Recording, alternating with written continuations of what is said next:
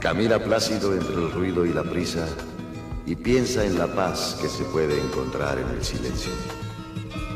En cuanto sea posible y sin rendirte, mantén buenas relaciones con todas las personas.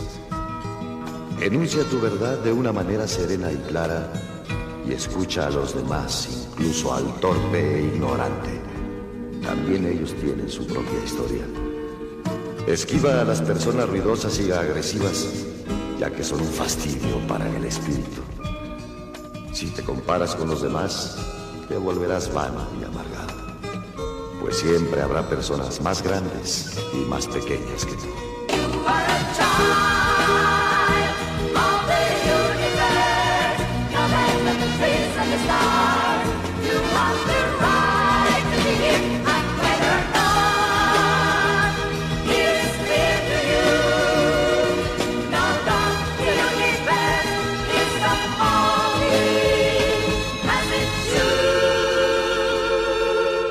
Disfruta de tus éxitos lo mismo que de tus planes. Mantén el interés en tu propia carrera.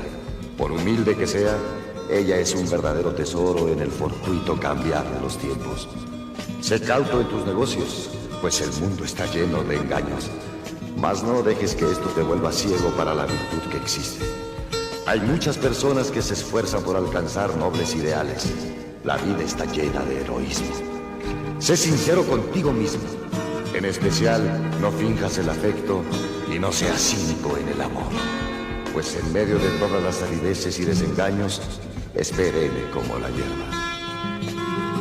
Acata dócilmente el consejo de los años, abandonando con donaire las cosas de la juventud.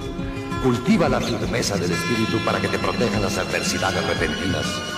Muchos temores nacen de la fatiga y la soledad. Sobre una sana disciplina, sé benigno contigo mismo. Tú eres una criatura del universo.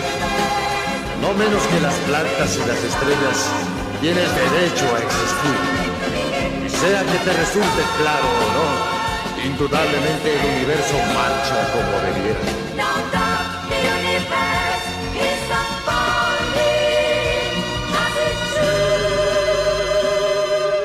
Por eso debes estar en paz con Dios, cualquiera que sea tu idea de Él. Y sean cualesquiera tus trabajos y aspiraciones, conserva la paz con tu alma en la bulliciosa confusión de la vida. Aún con toda su farsa, penalidades y sueños fallidos, el mundo es todavía hermoso. Sé cauto, esfuérzate por ser feliz.